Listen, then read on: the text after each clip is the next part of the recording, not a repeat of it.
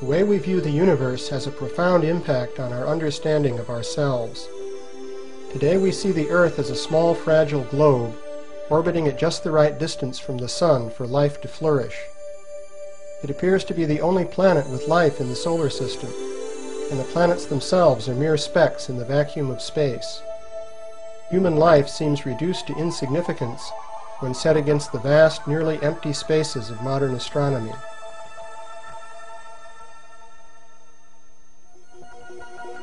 But before the modern era, the universe appeared much more comfortable and accommodating.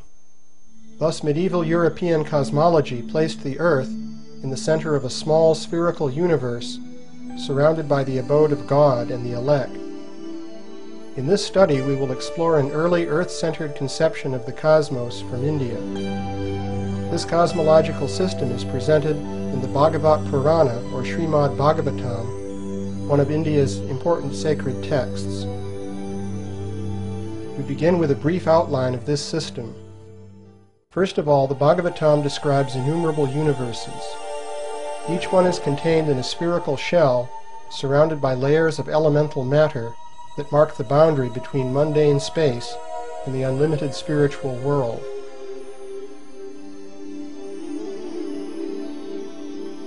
The region within the shell is called the Brahmanda, or Brahma egg. It contains an earth disk called Bhumandala that divides it into an upper heavenly half and a subterranean half filled with amniotic water. Although Bhumandala literally means the circle or mandala of the earth, it has little in common with the earth on which we stand. The diameter of Bhumandala is given in the Bhagavatam, and it is about the size of the orbit of Uranus. Bhumandala is divided into a series of geographic features called oceans and islands. But these are geometrically perfect rings of cosmic size with no resemblance to irregular earthly continents. In the center of Bhumandala is the circular island of Jambudvip, with 9 subdivisions called Varshas. These include Bharatavarsha, which can be understood in one sense as India, and in another as the total area inhabited by ordinary human beings. Jambudvip is centered on the geometrically shaped Sumeru mountain, which represents the world axis and is surmounted by the city of Brahma, the universal creator. The Bhagavatam presents astronomy in geographical and mythological language, and the mode of presentation is different from the familiar modern approach. Although the earth disk of Bhumandala may look naively unrealistic, careful study shows that the Bhagavatam uses it to represent at least 4 different reasonable and consistent models. These are: 1. A polar projection map of the Earth globe. 2. A map of the solar system. 3. Topographical map of South-Central Asia. 4. A map of the celestial realm of the demigods. There are bound to be contradictions when one structure is used to represent several different things in a composite map. But these do not cause a problem if we understand the underlying intent. We can draw a parallel with medieval paintings portraying several different parts of a story in one composition. This painting shows St. Peter in 3 different parts of a biblical story. Here is a similar painting from India showing 3 different parts of a story about Krishna. Such paintings contain apparent contradictions, such as the images of one character in different places. But a person who understands the storyline will not be disturbed by this. As source material, we will refer to the Bhagavat Purana and to several important commentaries on this text by traditional Indian scholars. We will also refer to the great Indian epic, the Mahabharata, to other sacred texts, including the Vishnu Purana, and to important Indian astronomical works, such as the Surya Siddhanta. Bhumandala as a planisphere. We begin by discussing the interpretation of Bhumandala as a planisphere, a polar projection map of the Earth globe. Each important interpretation of Bhumandala is obtained by focusing on a cluster of Bhumandala features, and temporarily ignoring features outside the cluster. In this case, note that the ring-shaped islands and oceans of Bhumandala have widely varying scales as defined in the Bhagavatam. For now, we ignore this. The planisphere interpretation of Bhumandala requires that we give them all equal width. In fact, this is commonly done in diagrams of Bhumandala, such as this one, dating to the early 19th century. Bhumandala with equalized rings can be seen as a stereographic projection of a spherical Earth. Stereographic projection is an ancient method of mapping points on the surface of a sphere to points on a plane. This method can be applied to map a modern Earth globe onto a plane. This flat projection is called a planisphere. Bhumandala can likewise be viewed as a stereographic projection of a globe. Such globes exist in India. Here is one that was probably commissioned by Sawai Jai Singh, Raja of Jaipur, in the early 18th century. In this globe, the land area between the equator and the mountain arc is Bharatavarsha, corresponding to Greater India. India is well represented, but apart from a few references to neighboring places, this globe does not give a realistic map of the Earth. It was clearly intended for astronomical rather than geographical purposes. Here is another globe showing Jambudweep. Note that Jambudweep is mapped into the northern hemisphere on these globes. Although the Bhagavatam does not explicitly describe the Earth as a globe, it does so indirectly. For example, it points out that night prevails diametrically opposite to a point where it is day. Likewise, there is sunset opposite a point where the sun is rising. According to the Bhagavatam, the sun orbits just above Bhumandala on its chariot. Taken literally, the sun's rays should spread out smoothly over the plane of Bhumandala, leaving no points of sunrise or sunset, and no area in total darkness. This seems to contradict the Bhagavatam's statement about day and night at diametrically opposite points. But there is no contradiction if we adopt the planisphere interpretation of Bhumandala. To see this, consider the equator, the Tropic of Cancer, the Tropic of Capricorn, and the sun's path called the ecliptic. These circles are mapped on a globe as we see here. The sun is always directly above some point on the ecliptic, and the globe rotates relative to the sun plus ecliptic once per day. The sun also slowly moves along the ecliptic, making one circuit per year. The seasons result from the sun's northward and southward movement on the tilted ecliptic circle. These four circles project stereographically as shown here. The ecliptic projects onto an off-centered circle in the planisphere map, and the sun's position on this map corresponds to the point on the Earth globe where the sun is at the zenith. The terminator, or boundary between day and night, is a great circle on the globe that is perpendicular to the sun's zenith position. It projects stereographically onto a circular arc on the planisphere that rotates once every 24 hours. At the equinoxes, this arc becomes a straight line. At the solstices, it bends so that the north polar region is illuminated in the northern summer, or in darkness in northern winter. The passage of day and night is described in the Bhagavatam as a straight terminator rotating over a plane map, as we see here. Although this does not make sense in a literal plane, it is realistic in the planisphere model, and thus it adds weight to this model.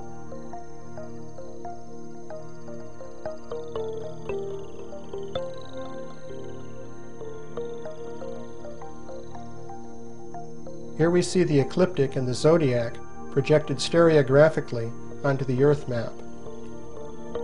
The sun and zodiac revolve clockwise together once per day, while the sun moves counterclockwise around the zodiac once per year. Here the zodiac is projected stereographically onto Bhumandala. Note that as the Sun goes around the off-centered zodiac in its yearly orbit, it crosses the ring-shaped islands and oceans of Bhumandala. This ocean-crossing motion is described in the Puranas, and this also adds weight to the planisphere model. Bhumandala can be compared with an astronomical instrument called an astrolabe, which was popular in the Middle Ages. On the astrolabe, the off-centered circle represents the orbit of the Sun, the ecliptic. In an astrolabe, the Earth is represented in stereographic projection on a flat plate called the mater. The ecliptic circle and important stars are represented on another plate called the ret. Different planetary orbits could likewise be represented by different plates, and these would be seen projected onto the Earth plate when one looks down on the instrument. The Bhagavatam similarly presents the orbits of the Sun, the Moon, and important stars on a series of planes parallel to Bhumandala. The orbits of the planets are placed on additional parallel planes.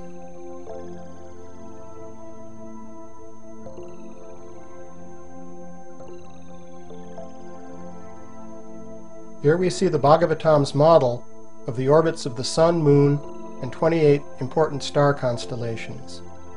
These lie in 3 planes parallel to Bhumandala. The layout is comparable to that of an astrolabe. Seen from the side, we find that the Moon is higher than the Sun, but this is simply an artifact of the astrolabe model. It should not be taken as physical. Seen from above, everything falls into place in projection in an astronomically realistic way.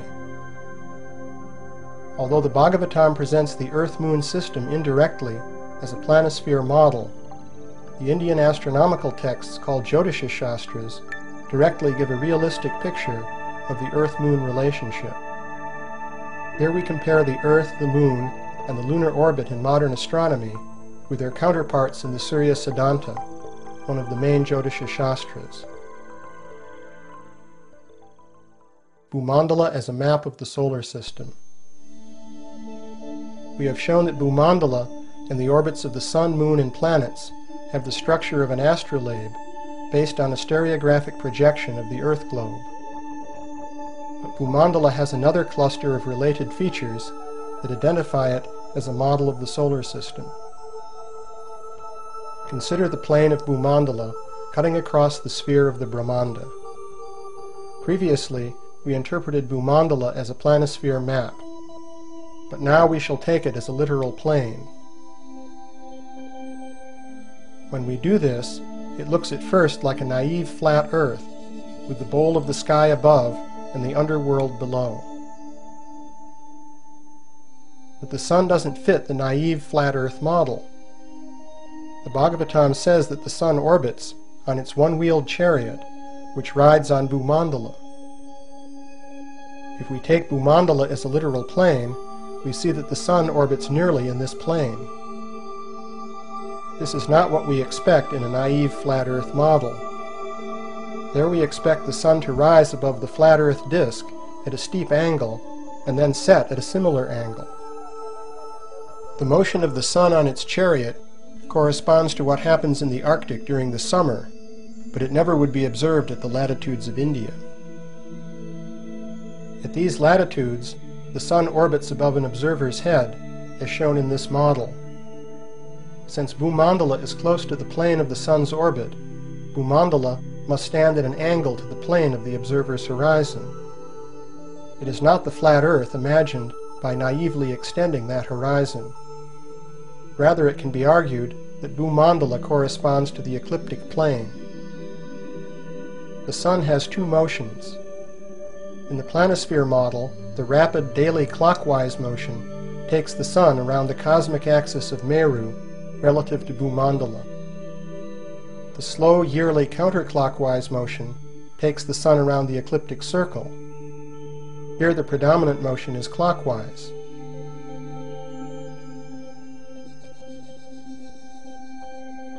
The Bhagavatam talks about the Sun's clockwise motion, but it also talks about a yearly counterclockwise motion of the Sun relative to Bhumandala, as shown here. This motion supports the interpretation of Bhumandala as the ecliptic plane, since the Sun goes around the ecliptic counterclockwise once per year. The Bhagavatam explicitly recognizes this as a contradiction. It resolves the contradiction by describing the motion of ants on a spinning potter's wheel from different points of view, that of an observer standing beside the wheel and that of an observer standing on the wheel. This is the concept of relative motion, but we must realize that the Bhagavatam uses the same reference frame, namely Bhumandala, to describe different relative motions. The scholars Giorgio del Santillana and Hertha von Deckend carried out an intensive study of myths and traditions and concluded that the so-called flat Earth of ancient times originally represented the plane of the ecliptic and not the Earth on which we stand. In their model, shown here, the Sun also orbits around the plane of the ecliptic Earth. Later on, the original cosmic understanding of the Earth was apparently lost, and the Earth beneath our feet was taken literally as a flat plate. Here we see an early Greek version of this idea. In India, the Earth of the Puranas has often been taken as literally flat. However, the details given in the Bhagavatam indicate that its cosmology is much more sophisticated. It turns out that the disk of Bhumandala corresponds in some detail to the solar system. First of all, the solar system is nearly flat. The Sun, the Moon, and the 5 planets, Mercury through Saturn, all orbit nearly in the ecliptic plane. The Sun, Moon, and planets also orbit very close to one plane in the cosmology of the Bhagavatam. In one verse, the region where the planets orbit is compared to the thin space between 2 halves of a bean seed. The region of the planetary orbits is called Antariksha, or inner space. In this picture, it is shown as a thin plate extending directly above Bhumandala. In the planisphere model, the planes of the planetary orbits correspond to the plates in an astrolabe. This is not realistic for a solar system model, but it is realistic to put the planetary orbits in a thin disk of space parallel to the ecliptic. The heights of the planetary orbits are given in a unit called the yojana, which is about 8 miles in length. All distances in the Bhagavatam are expressed in terms of this unit. The thickness of the Antariksha disk is roughly the same as the spread of the orbits of Mercury through Saturn perpendicular to the ecliptic. In this picture, both this spread and the thickness of Antariksha have been stretched by a factor of 3 for the purpose of easy comparison. In the planisphere model, we ignored the actual size of Bhumandala and compressed its ring-shaped features into a small set of rings around Jambudvip. But if we restore these rings to their real size, we find that they correspond to planetary orbits. First of all, we can understand the size of Bhumandala by comparing it with the orbit of Uranus. Measured in yojanas, Bhumandala is slightly bigger in diameter than the orbit of this planet. Within Bhumandala, a ring-shaped mountain called Lokaloka is defined by the Bhagavatam as the outer limit of the luminaries. Perhaps coincidentally, this ring is about the size of the orbit of Saturn, the outermost of the planets visible to the naked eye. We can understand the scale of Bhumandala by comparing it with the Earth, the solar system out to Saturn and Uranus, and the Milky Way galaxy. Bhumandala closely matches the solar system, but it differs radically in size from the Earth and the galaxy. If we compare the rings of Bhumandala with the orbits of the 5 planets, Mercury through Saturn, we find further alignments which give weight to the hypothesis that Bhumandala was designed as a map of the solar system. To show this accurately, we have to look at a geocentric model of the solar system. Here is the geocentric system as given by the famous astronomer Tycho Brahe.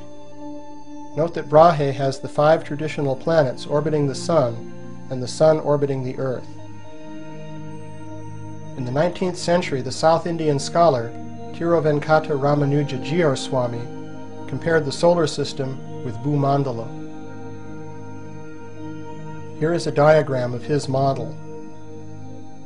Tiruvenkata's model exactly matches the geocentric model of Tycho Brahe. In fact, this is the natural way to compare Bhumandala with the planetary orbits. Planetary orbit can be portrayed from a Sun-centered or Earth-centered standpoint. Here we see how the orbit of Venus changes when we shift the camera's viewpoint from the Sun to the Earth.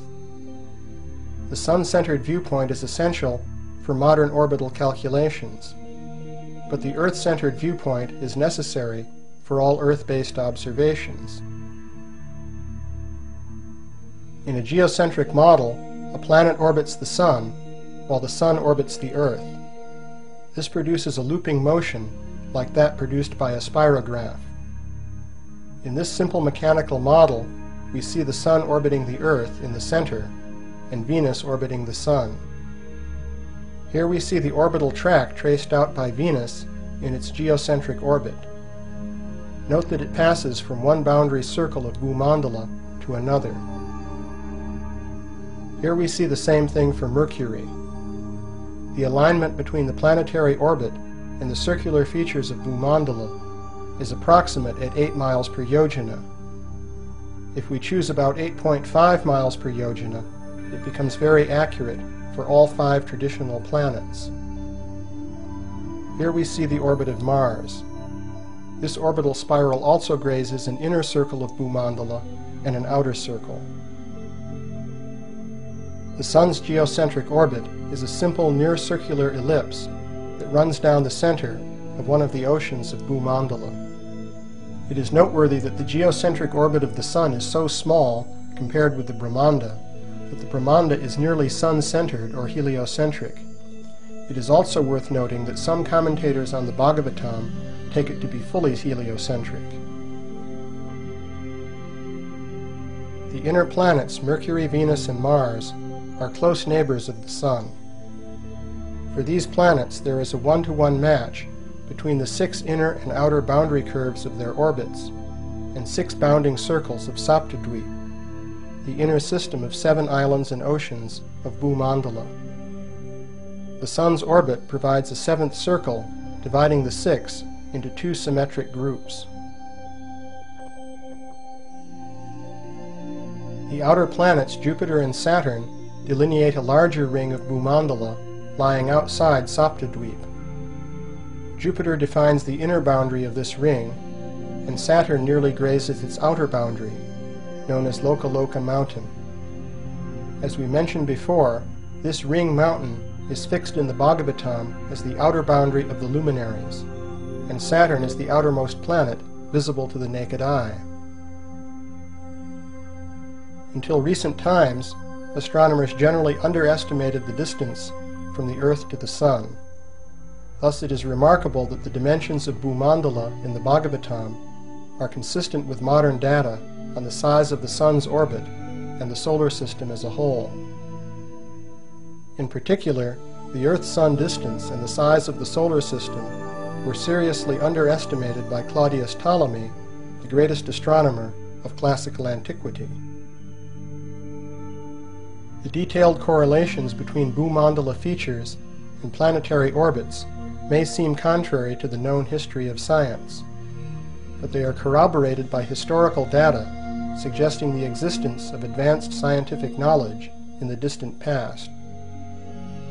For example, a historical study of the yojana provides evidence supporting a yojana length of about 8.5 miles, the same length that emerges from the comparison of planetary orbits with Bhumandala.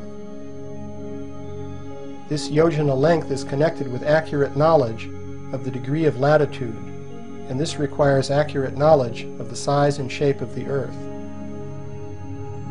The historical evidence for the size of the yojana involves Greek and Chinese reports on distance measurements in India. It ties in with extensive evidence for the existence of scientifically defined measures in ancient Egypt and the Near East. And it is corroborated by the unit of measure called the hat that was used in the design of the 12th century temple of Angkor Wat in Cambodia. The orbital correlations are also supported by a statistical study reported in the text. Taking all of the evidence into account, the remarkable agreement between the solar system and the detailed structure of Bhumandala cannot be dismissed as a mere coincidence.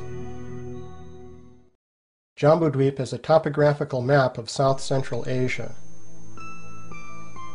Jambudweep, the central hub of Bhumandala, can be understood as a local topographical map of part of South-Central Asia. This is the third of our 4 interpretations of Bhumandala. In the planisphere interpretation, Jambudweep represents the northern hemisphere of the Earth globe. However, the detailed geographic features of Jambudweep do not match the geography of the northern hemisphere. Consider this map of Jambudweep.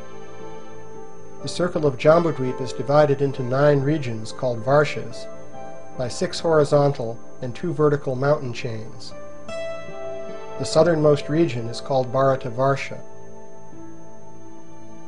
Careful study shows that this map corresponds to India plus adjoining areas of South-Central Asia. The first step in making this identification is to observe that the Bhagavatam assigns many rivers in India to Bharat Varsha, the southernmost division of Jambudweep. Thus Bharat Varsha represents India. The same can be said for many mountains in Bharat Varsha. In particular, the Bhagavatam places the Himalayas to the north of Bharat Varsha in Jambudweep.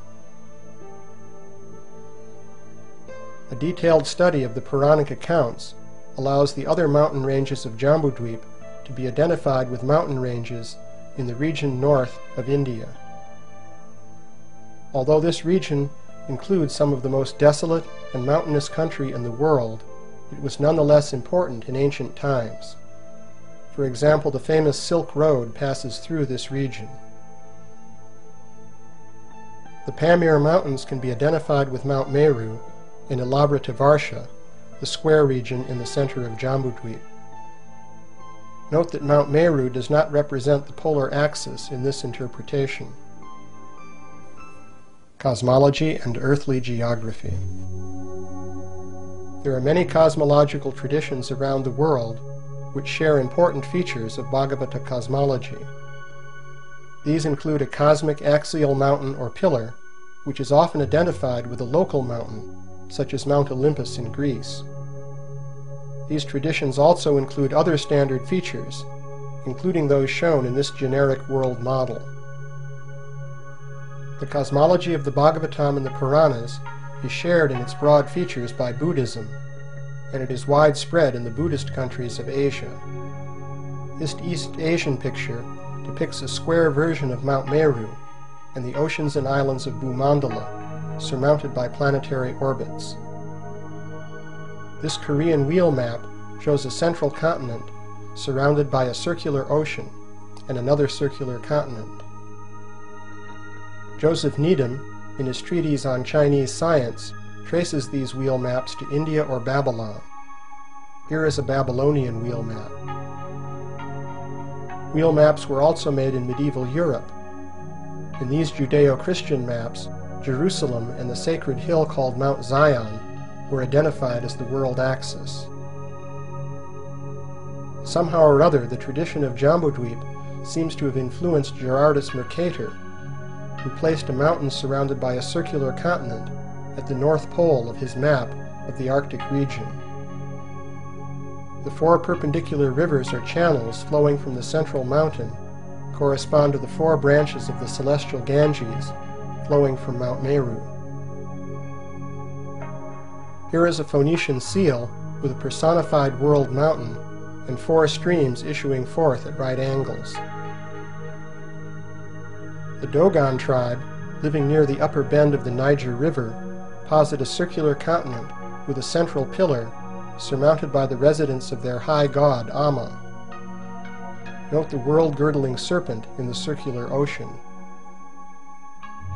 The ethnologist Evans Wentz identifies this Navajo sand painting as a representation of the 4 sacred directional mountains of the Navajos. In many traditions, the world mountain is surrounded by 4 mountains in the cardinal directions, and we also see this in the Bhagavatam and other Puranas. The color scheme is similar to that found in Puranic and Buddhist traditions. The 4 directional mountains of Jambudweep have 4 sacred trees on their summits. These include the Jambu tree, after which Jambudweep is named. The theme of a cosmic tree of life is very common, and this tree often grows on the world mountain or stands in place of it. Here we see the Scandinavian tree of life called Yggdrasil.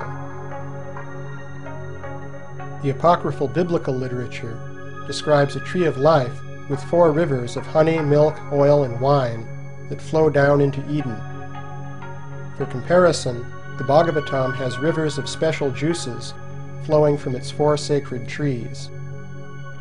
This Assyrian seal shows the tree of life on the world mountain plus 2 sacred streams. In this East Asian picture, the tree of life stands upon the column of Mount Meru, centered on the ring pattern of Bhumandala. The Mayans of Central America have a tree of life that extends through 7 heavens, and they also speak of 5 lower worlds. Graded heavens and underworlds are found in many cosmologies, including that of the Bhagavatam. Here we see the cosmology of the Shipibo tribe of the Peruvian Montea.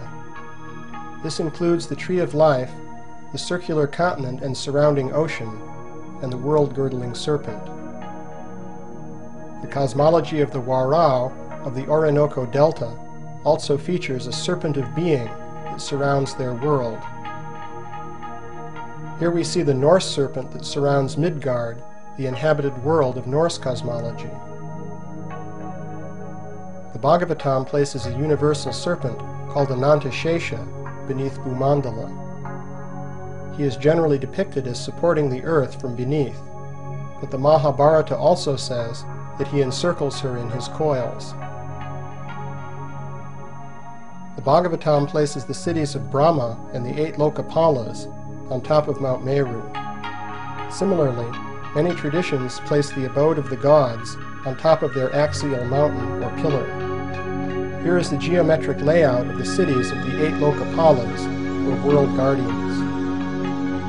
These figure in the Vastu Purusha Mandala used to lay out temples in traditional Indian architecture. The grid of the Vastu Purusha Mandala is also associated with the nakshatra constellations marking the ecliptic.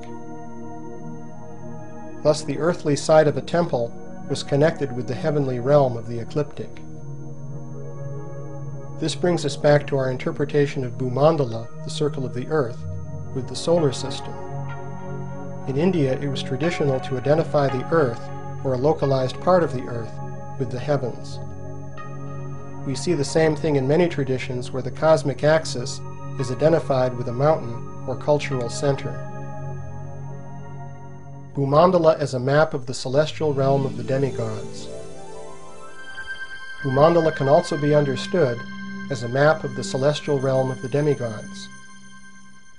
One curious feature of Jambudweep is that the Bhagavatam describes all of the Varshas, or regions, other than Bharatavarsha, as heavenly realms, where the inhabitants live for 10,000 years without suffering. This has led some scholars to suppose that Indians used to imagine foreign lands as celestial paradises.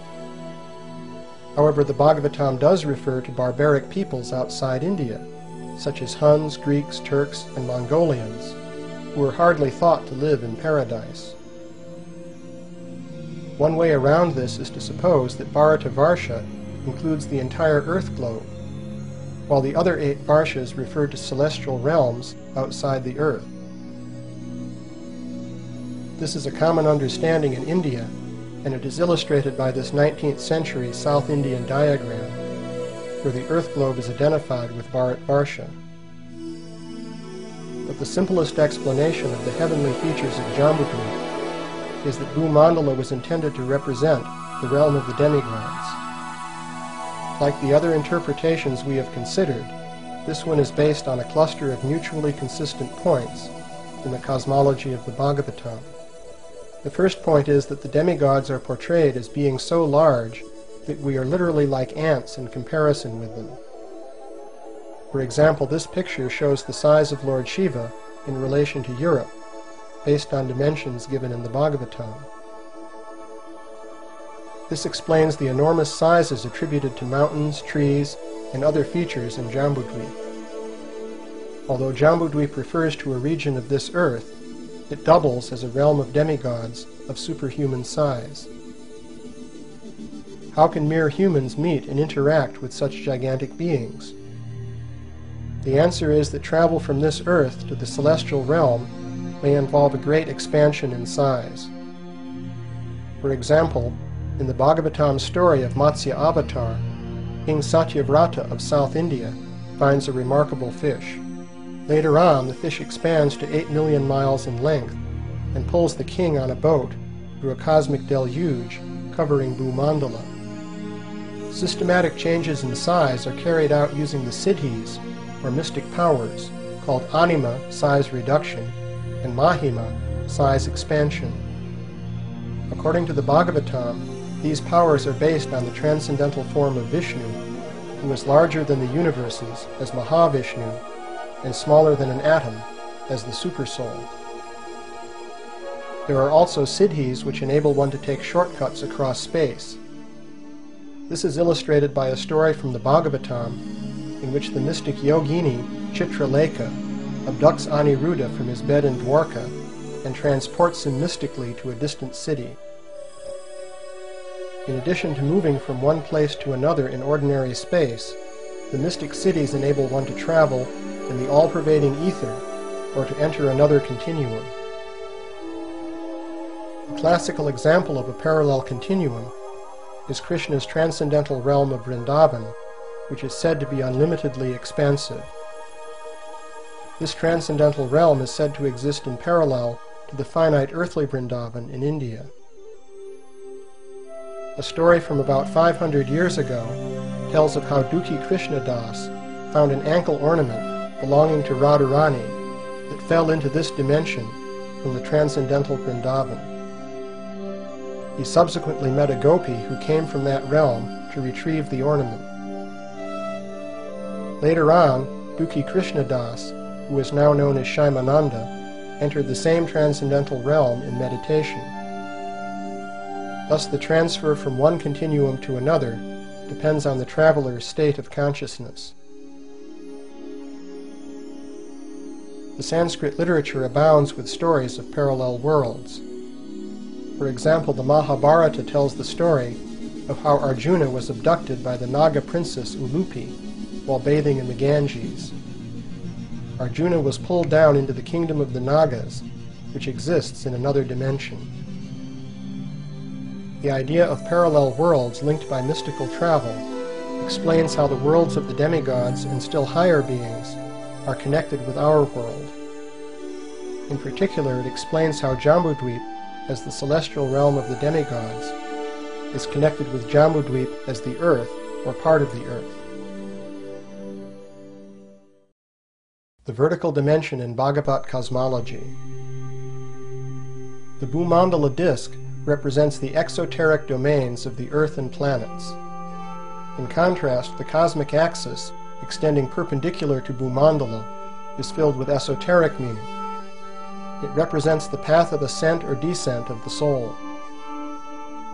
In addition to the orbits of the sun, moon, and planets, there are different worlds or lokas arrayed above Bhumandala along the cosmic axis. These upper worlds can be entered through mystic siddhis, and they are accessible only to persons of advanced spiritual consciousness. For example, Maharloka or Rishi Loka is the world of the sages. It is said that in this world, Lord Vishnu directly appears before his devotees and receives the offerings of fire sacrifices in his hands. The first three upper worlds are Bhumandala itself, Bhuvarloka, or Antariksha, where the planets orbit, and Svargaloka. In the vertical direction, these worlds are closely spaced, as we have seen before. Below the level of the sun in Antariksha lie Rahu, the abodes of the Siddhas and Charanas, and the abodes of Rakshasas and different types of evil spirits.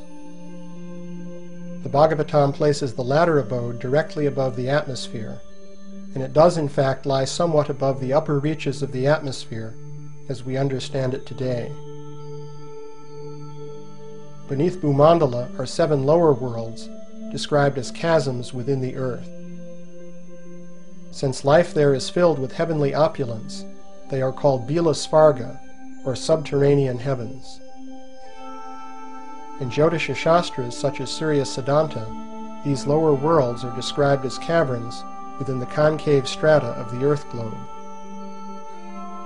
Chinese traditions speak of cave heavens, where a man may be seduced by beautiful women in an opulent setting. In one Chinese story, a person returning from one of these caves finds that generations have unexpectedly passed.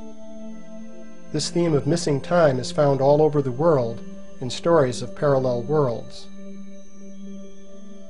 The Bhagavatam tells a similar story of a lower world called Atala, where beautiful women will entice and exploit any man who enters. Beneath Bhumandala in its lower strata, there is the Garbhodak ocean with Anantashesha and Garbhodakashayi Vishnu. These divine incarnations are said to be inaccessible to persons who lack the qualifications to see them. The Garbhodak or amniotic ocean fills the lower half of the sphere of the Brahmanda. If we interpret Bhumandala as the ecliptic plane, then this ocean must lie in all directions in the sky to the south of the ecliptic. Between the Garbhodak ocean and Bhumandala are located the hellish worlds and Pitriloka, the realm of the ancestral spirits. The Vishnu Purana describes a path through the sky to Pitriloka. This starts just below the ecliptic, near the constellations Scorpio and Sagittarius, and it extends southward to the star Canopus, known as Agastya in Sanskrit. There is likewise a path of the gods, which extends north of the ecliptic to the constellation of the 7 sages, which we know as the Big Dipper. From there, liberated souls reach the abode of Vishnu in Dhruvaloka, the pole star. The Bhagavatam describes the vertical dimension of the Brahmanda as a universal form of God, extending from the lowest world at the soles of the feet to the highest at the crown of the head. In this traditional picture, we see the rings of Bhumandala forming the belt of the universal form. Here the positions of the worlds are indicated in relation to the universal form. The levels in the universal form are associated with the spinal chakras on which yogis meditate, and the spine itself is called Meru Danda, after Mount Meru, the cosmic axis. The ascent of the soul through different levels of the Brahmanda is analogous to the ascent of the life force through the chakras in the body. In general, the vertical dimension of the universe represents the path of ascent or descent of the soul through different worlds in different states of consciousness. It lies perpendicular to the plane of Bhumandala, which is the world of the planetary orbits. The greater universe. In pre-modern cosmology, the stars were generally treated as small nearby objects, shining with the reflected light of the sun. The same perspective is there in the Bhagavatam and other Puranas, but a few observations should be made to place this in its proper perspective. In this medieval European diagram, the stars are indicated by the signs of the zodiac, arranged around the boundary of the planetary system. These signs serve as divisions of the ecliptic, marking the movements of the planets. The Bhagavatam similarly places 28 constellations called nakshatras in a plane just above the moon. The moon completes one orbit in 27 1/3 days, and the nakshatras mark its day-by-day motion around the ecliptic. This makes sense in the planisphere interpretation, where the nakshatras serve as a clock face, and the sun, moon, and planets are like the hands of the clock. In addition to the 28 nakshatras, the Bhagavatam mentions a few other stars, such as the 7 sages defining the Big Dipper. These stars are also placed close to the plane of Bhumandala, and their function is to mark the turning of the Kala Chakra, the wheel of time. The pole star Dhruvaloka is mentioned as the fixed center of the time wheel, and is placed directly above the 7 sages. It is regarded as the abode of Vishnu, who controls time while remaining outside of time. The Bhagavatam therefore stresses that Dhruvaloka is fixed on the polar axis, and thus it does not recognize the precession of the equinoxes. According to modern calculations, Polaris is near the North Pole now, but for many centuries there has been no good pole star. The last prominent star to come close to the pole was Thuban, Alpha Draconis, which served as the pole star in about 2500 BC. It may be that the widespread idea of the pole star in old traditions refers back to this time. Although the Puranas generally place the stars nearby, we do find indications in ancient Sanskrit literature that the region of the stars is far away, so far that the sun and moon cannot be seen from there. For example, the Mahabharata tells how the hero Arjuna traveled to the region of the stars, which he saw as large, self-luminous spheres, unaccompanied by the sun or the moon. This account is supported by the Jyotisha Shastras, Surya Siddhanta and Siddhanta Shiromani, which greatly enlarge the Puranic estimate of the Brahmanda's diameter.